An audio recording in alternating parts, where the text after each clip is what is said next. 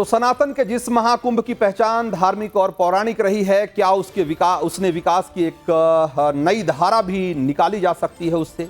ये वो महत्वपूर्ण सवाल है जिस पर पिछली सरकारों ने जानबूझकर एक तरीके से जिसे अनदेखा करती रही।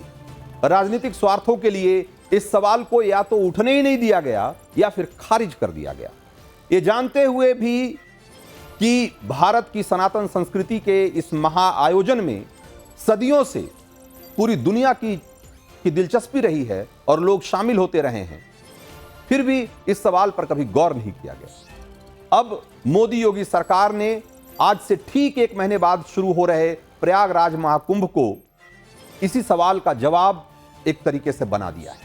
महाकुंभ के आयोजन की तस्वीर इस कदर बदली जा रही है, वो अपने धार्मिक सांस्कृतिक पहचान को मजबूत करते हुए विकास की एक कैसे नई धारा बन रही है, ये जरा देखिए। माफ करिएगा। तो प्रयागराज में महाकुंभ शुरू होने से पहले 7,500 करोड़ की विकास योजनाएं पूरी हो चुकी, जिसमें 5,500 करोड़ की परियोजनाओं का लोकार्पण पीएम मोदी ने आज प्रयागराज में कर दिया। यह वही भारत है जहां नई सड़क, नया पुल बनते देखकर लोग पूछने लगते थे कि क्या चुनाव आने वाला है। लेकिन आज संगम नगरी प्रयागराज की तस्वीर इस तरह बदली है कि महाकुंभ विकास की नई पहचान बनता दिखाई दे रहा है।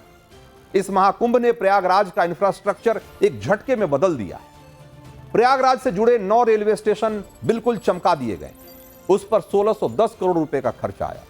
1376 करोड़ रुपए खर्च करके 61 सड़कों को, आसपास के 61 सड़कों को चमका दिया गया। शहर को 10 नए ओआरबी फ्लाईओवर मिले हैं। 304 करोड़ खर्च करके संगम नगरी के 7 घाट और उससे जुड़ी सड़कों को पक्की किया जा चुका है। 215 करोड़ रुपए खर्च करके 13 सीवर परियोजनाओं का आधुनिकीकरण हुआ है। पेयजल सुविधाएं बढ़ाई गई है। 200 करोड़ से ज्यादा रुपए खर्च करके प्रयागराज की बिजली की व्यवस्था को चुस्त दुरुस्त किया गया है। तो प्रयागराज के विकास के लिए एक साथ इतनी विकास योजनाएं शायद ही कभी बनी होंगी। एक साथ इतना मोटा खर्च कभी नहीं हुआ। पीएम मोदी ने इस मौके पर जो कहा, एक बार आपको सुनना चाहिए। विश्व का इतना बड़ा आयोजन हर रोज लाखों श्रद्धालुओं के स्वागत और सेवा की तैयारी, लगातार 45 दिनों तक चलने वाला महायज्ञ, एक नया नगर बसाने का महाअभियान प्रयागराज की इस धरती पर एक नया इतिहास रचा जा रहा है। तो प्रयागराज की धरती पर नया इतिहास रचा जा रहा है, तो इसकी वजह पीएम मोदी की वो प्रतिज्ञा भी है जो उन्होंने साल 2019 में ली। बड़ी बात यह है कि 5 साल के अंदर ही उन्होंने अपना वादा निभा भी दिया। पीएम मोदी की उस प्रतिज्ञा पर आगे बात करेंगे, क्योंकि प्रयागराज की नई चमकदार तस्वीर देखकर आप भी सोचेंगे कि हमारे शहर को विकास की ऐसी धारा कब नसीब होगी। प्रयागराज महाकुंभ के भव्य आयोजन में पीएम मोदी कैसे तरक्की के बड़े मौके देख रहे हैं और उसके इकोनॉमिक कनेक्ट को भी समझ रहे हैं। सरकारी अनुमान के मुताबिक जरा इसको समझिए कि क्या क्या हो रहा है। सरकारी अनुमान के मुताबिक प्रयागराज के इस महाकुंभ में 50 करोड़ लोग जुटने वाले हैं। 50 करोड़, आप सोचिए ये जुटान आर्थिक लिहाज से प्रयागराज के लिए कितने बड़े मौके गढ़ने वाला है। इसके लिए आप एक दिलचस्प कंपैरिजन देख सकते हैं, और एक कंपैरिजन साल 2010 में हुए दिल्ली कॉमनवेल्थ गेम्स से जरा जोड़कर इसको देखिए। इसी साल पेरिस में हुए ओलंपिक गेम्स के साथ इसको जोड़कर देखिए, और फिर आपको लगेगा कि प्रयागराज में होने वाला महाकुंभ और उसमें जुटने वाली भीड़ इन सारे आयोजनों के मुकाबले कितनी विशाल और कितनी बड़ी है।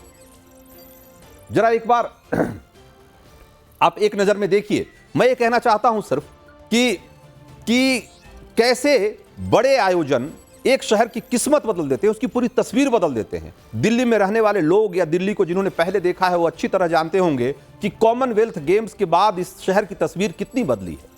उसी ढंग से दुनिया के ज्यादातर बड़े देश जहां बड़े खेल आयोजन हुए या कोई बड़ा आयोजन हुआ, उसकी तस्वीर किस हद तक बदल जाती है। जबकि प्रयागराज, जहां की सदियों से करोड़ों लोग हर 2, 4, 5 साल पे, 6 साल पे जुटते रहे हैं, उसकी तस्वीर आज तक नहीं बदली। इसके पीछे कौन सी पॉलिटिक्स रही होगी, यह भी समझने की कोशिश करिए। तो जरा देखिए, दिल्ली कॉमनवेल्थ गेम्स में 20 लाख दर्शक आए थे मात्र, और इसने दिल्ली को कितना बदल दिया। उस समय 18 नए फ्लाईओवर बने थे दिल्ली में, और इस तरीके से दिल्ली की सड़कें हमने अपनी आंखों के सामने दिल्ली को बदलते देखा है। कई बड़े बड़े स्टेडियम बनाए गए, बड़े बड़े 5 सितारा होटल्स बने, और जो भी सिविक एमिनिटीज है, आप अगर उस दौर में जो बदलाव हुआ है उसको अगर गौर से देखेंगे तो आपको लगेगा कि एक बड़ा आयोजन किसी शहर को, की सूरत को, उसकी पहचान को क्या नया आयाम दे सकता है, आप आसानी से समझ सकते हैं। पेरिस ओलंपिक 2024 में 1 करोड़ 20 लाख दर्शक यहां जुटने की बात कही जा रही है। लेकिन प्रयागराज को देखिए, प्रयागराज में 50 करोड़ श्रद्धालु आते हैं। 50 करोड़, कहां 20 लाख, 1 करोड़ 20 लाख और 50 करोड़। दुनिया का सबसे बड़ा आयोजन, दुनिया का सबसे बड़ा आयोजन उस हिसाब से अगर देखा जाए तो जो अनुमानित है, अगर मान लिया मैंने कहा 50 करोड़ की जगह 40 करोड़ लोग भी आते हैं, तो भी इसके आसपास भी दुनिया में कोई आयोजन नहीं होता जहां पर कि एक साथ इतनी बड़ी संख्या में लोग जुटते हों। बावजूद इसके, और ये आज से नहीं, सदियों से जुटते आ रहे हैं, बावजूद उसके प्रयागराज हमेशा से एक पिछड़ा हुआ शहर ही दिखता था। आखिर क्यों? और आज इस सरकार ने अगर उसमें बदलाव की कोशिश की, एक मुहिम शुरू की है, तो ये यूं ही नहीं है, ये इस सरकार का विजन है। और वो विजन सिर्फ प्रयागराज में नहीं दिखता, वो काशी में भी दिखता है, वो केदारनाथ में भी दिखता है, वो कामाख्या में भी दिखता है, कामाख्या कॉरिडोर में भी दिखता है, वो आपको उज्जैन में भी दिखता है, और वो देश के तमाम बड़े जो धार्मिक स्थल हैं वहां आपको दिखाई देता है। और इस बात की कीमत, इस बात का इंपॉर्टेंस, महत्व मोदी और योगी सरकार अच्छी तरह जानते हैं कि इस देश के धार्मिक पर्यटन में, इस देश के इंफ्रास्ट्रक्चर और शहरों को बदलने की कितनी बड़ी क्षमता है, इसका अंदाजा उन्हें है। और जिन्होंने पिछले कुछ सालों में काशी को बदलते देखा है, वो इस बात के गवाह हैं, वो इस बात को भी समझते होंगे कि किस तरीके से काशी कॉरिडोर ने और काशी में जो विकास हुआ वाराणसी में, उसने काशी की तस्वीर किस हद तक बदली है। अब वही फॉर्मूला प्रयागराज पर लागू हो रहा है। तो इस देश में धार्मिक पर्यटन इस देश के विकास में भी एक बहुत अहम भूमिका निभा सकते हैं। इसे समझने के लिए मोदी और योगी की सरकार को आने का इंतजार करना पड़ा इस देश को। तब इस देश के धार्मिक स्थलों को वो समय नसीब हुआ जब उनका कायाकल्प हो सके। और यूं ही नहीं, इस देश में बहुसंख्यक हिंदू समाज को ऐसा लगता है कि ये सरकार, इस सरकार से पहले इस देश की किसी सरकार ने बहुसंख्यकों के धार्मिक उत्सव, उनकी संस्कृति और उनकी भावनाओं का इस तरीके से कदर नहीं।